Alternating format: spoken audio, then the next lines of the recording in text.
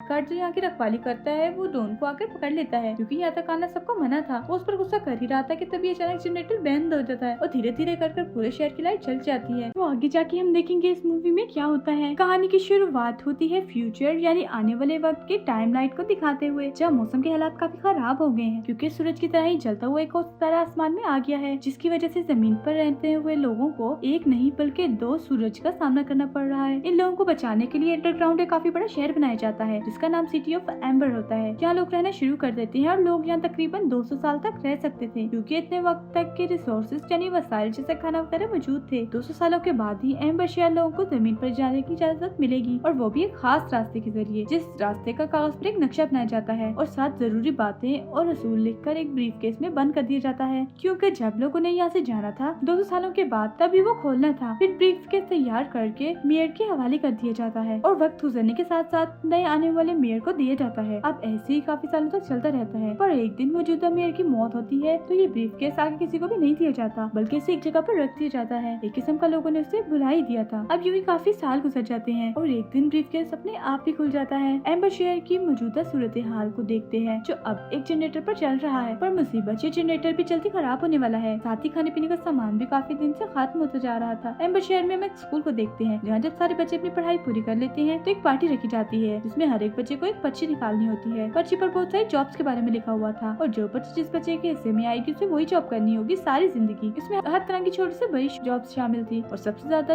इस जॉब्स की पर्चियां डाली गई थी वो इस जनरेटर के मैकेनिक की थी। अब यहाँ हमें जॉन नाम का एक लड़का दिखाया जाता है, जो अपने डैड की तरह जनरेटर का मैकेनिक बनना चाहता था, पर उसके हिस्से में जो पर्ची आई थी उसमें पोस्ट ऑफिस लिखा हुआ था, मतलब वो डाकिये की जॉब करेगा। यहाँ हमें एक लड़की भी दिखाई जाती है जिसका नाम लीना होता है, जो जून की काफी अच्छी दोस्त थी। उसके हिस्से में पाइप्स का काम करने की जॉब आती है, लेकिन उसका सपना हमेशा से डाकिया बनने का था, इसलिए जॉन उसे अपनी पर्ची बदल लेता है। डाकिया बनने की खुशी में लीना भागी भागी अपने घर जाती है, जहाँ उसकी दादी थी वो भी लीना के साथ उसकी खुशी में खुश थी। वो यहाँ लीना को उसके डैड का मैसेज याद करवाती है। दरअसल मरने से पहले उसके डैड ने इस शहर और बाहर दुनिया के बारे में काफी साफ साफ मैसेज छोड़ा था, और साथ ही ब्रीफ केस के बारे में भी जिक्र किया था, लेकिन लीना ने कभी भी इस पर ध्यान नहीं दिया, क्योंकि उसका मानना था कि सब फजूल है। अगले दिन वो काम पर जाती काफी खुश थी और बड़े अच्छे से अपना काम कर रही थी, पर तभी अचानक शोर मचने लगता है। वो जब बाहर चेक करने आती है तो कुछ लोग आदमी को मार रहे थे, क्योंकि उसका कहना था कि इस शहर का जो अंधेरे वाला हिस्सा है जहाँ सबका जाना मना है, मैंने वहाँ एक काफी बड़ा कीड़ा जो क्रिएचर बन गया था उसे देखा, पर किसी को भी इसकी बातों का यकीन नहीं था। तब पागल समझकर उसे मार रहे थे, लेकिन यहाँ पर लीना को उस कीड़े उस क्रिएचर का सिंग मिल जाता है, जिससे उस आदमी ने फेंक दिया था, तो ये उसे अपने पास रख लेती है। डॉन भी काम पर जाता है, पर यहाँ उसका बॉस काफी गुस्से वाला था, उससे बहुत मुश्किल काम करवाता है। डॉन अपने बॉस को कहता है मैं पाइपलाइन को ठीक करना चाहता हूँ जो खराब है, पर उसका बॉस ये कहते हुए मना कर देता है कि रहने दो, तुम नहीं कर पाओगे, क्योंकि तुमसे पहले भी बहुत सारे लोगों ने कोशिश की पर कुछ नहीं हुआ। वो फिर डॉन को एक मरे हुए वर्कर का हेलमेट देकर काम पर लगने को कहता है, पर क्योंकि पाइपलाइन के मसले को उसे ठीक करना था कैसे भी करके, तो चोरी चोरी अपने बॉस की जेब से पाइपलाइन का नक्शा चुरा लेता है। उसके जरिए इस पूरी जगह को चेक करते हुए वो काफी आगे चला गया था। वो फिर कमरा नंबर 351 के बाहर पहुंचता है, जहाँ सबका जाना मना था,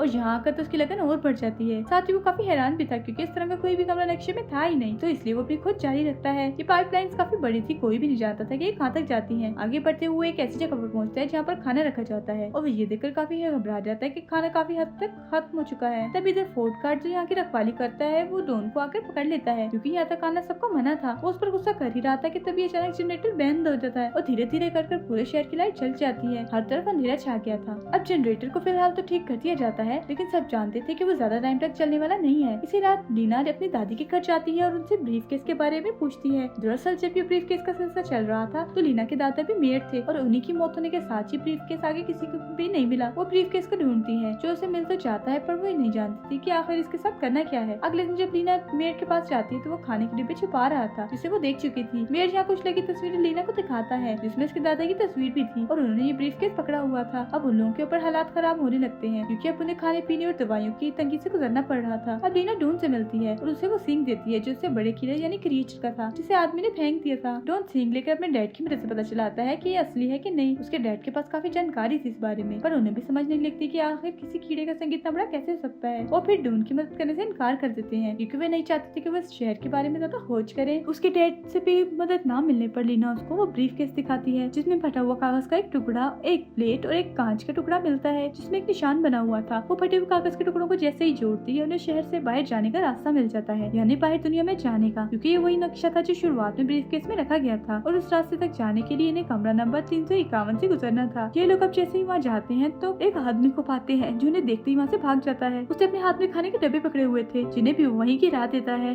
और वो देखकर डून काफी हैरान हो गया था क्योंकि वो खाने के डब्बे इस शहर में बहुत पहले खत्म हो गए थे। इसका मतलब था कि लोगों से झूठ बोलकर ये खाना कहीं छुपाया हुआ है और इससे पहले कि वो वहाँ कुछ छोड़ चेक कर पाते वहाँ एक बहुत बड़ा क्रिएचर उन पर हमला कर देता है जो असल में वही कीड़ा था और अब क्रिएचर बन चुका था। वो अपनी जान बचाने के लिए इन्हें यहाँ से भागना पड़ता है। लीना की नजर डून की हेलमेट पर जाती है जिस पर लीना के डैड का नाम लिखा हुआ था, जो देखकर वो समझ जाती है कि मेरे डैड यही काम यानी पाइपलाइन का काम ही करते थे जो कि अब जिंदा नहीं है। तो वो उन्हें याद करने लगती है। ये देखकर लीना अपनी आंटी के घर जाती है और अपने डैड की मौत के बारे में पूछती है कि वो कैसे हुई थी। वो बताती है तुम्हारे डैड को इस शहर से निकलने का बहुत शौक था और एक रास्ता उन्होंने खोज भी लिया था पर मिशन पूरा होने से पहले ही उनके डूबने से मौत हो गई। अपने डैड की ऐसी मौत को सुनकर वो बहुत ज्यादा दुखी हो जाती है। साथ ही वो वहाँ फोर्ट कार्ड को भी देख लेती है जो लंगड़ा था वो आ रहा था। उसे देखकर लीना को वही रात वाली बात याद आती है और वो सीधा डून के पास जाकर उसे सारी बात बताती है कि उस रात खाना चुराकर और कोई नहीं बल्कि फूड कार्ड लेकर भाग रहा था क्योंकि वो भी लंगड़ा है। तो इसलिए वो कमरा नंबर 351 में जाते हैं। जहाँ आने के बाद ये तंग रह गए थे क्योंकि ये पूरा ही कमरा खाने से भरा हुआ था जिसे लालची मेयर ने अपने लिए जमा किया हुआ था और ये खाना इतना ज्यादा था कि इसकी पूरी जिंदगी तक चल सकता था जबकि इसके लोग बेचारे भूखे मर रहे थे। इतने लोग वहाँ से भागकर लीना के घर आ जाते। वो लीना के डैड की रिकॉर्डिंग सुनते हैं जिसमें एक फौजी के बारे में बताया जा रहा था, इसलिए वो फौरन भागकर अपने डैड के पास जाता है और उनसे लीना के डैड के और फौजी के बारे में पूछने लगता है। जब उसके डैड बताते हैं कि लीना के डैड और फौजी मिशन में एक साथ थे, पाइपलाइन का ही काम करते थे पर कभी भी अपने मिशन में कामयाब नहीं हुए, बल्कि लीना के डैड के साथ साथ उनके बहुत सारे साथियों की भी मौत हो गई, उस फौजी की भी। इसलिए मैंने तुम्हें कभी इस मिशन के बारे में नहीं बताया बल्कि हमेशा मैकेनिक और पाइपलाइन के काम से दूर रखने की कोशिश की। अब डून अपने डैड की परेशानी समझ तो जाता है पर उसे कैसे भी करके इस मिशन को पूरा करना था, यानी यहाँ से खुद में निकाल कर और बाकी लोगों को भी निकाल कर। उधर लीना मेयर को बेनकाब करने की कोशिश करती है, यानी वो कितना बड़ा लालची है सबके सामने खिलाना चाहती थी लेकिन बेचारी पकड़ी जाती है। उसे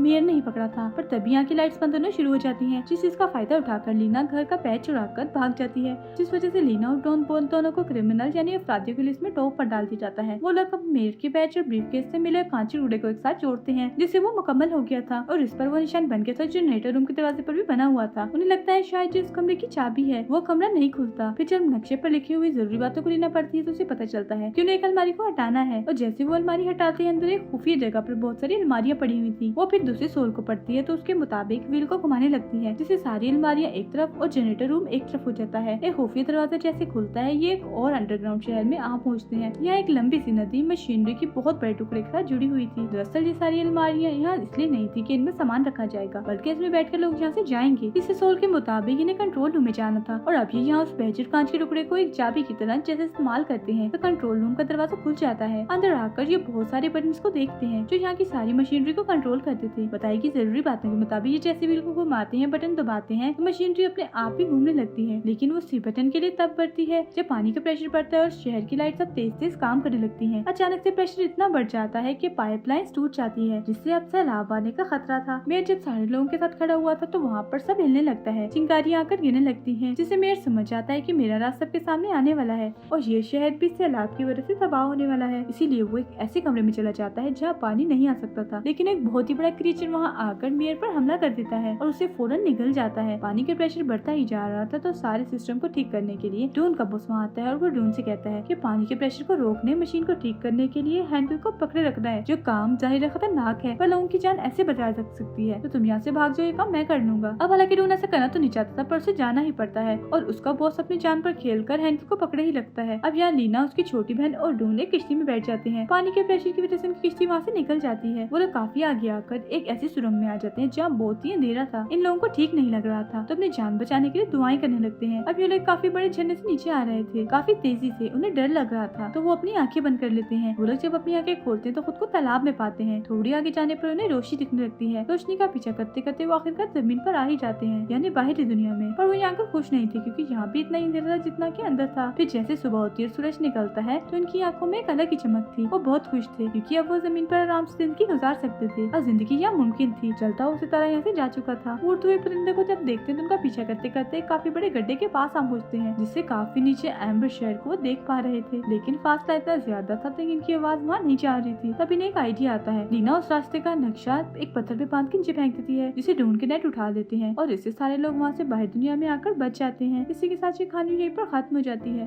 thank you for watching. Movie अच्छी लगी हो तो लाइक, शेयर और चैनल को सब्सक्राइब जरूर कीजिएगा।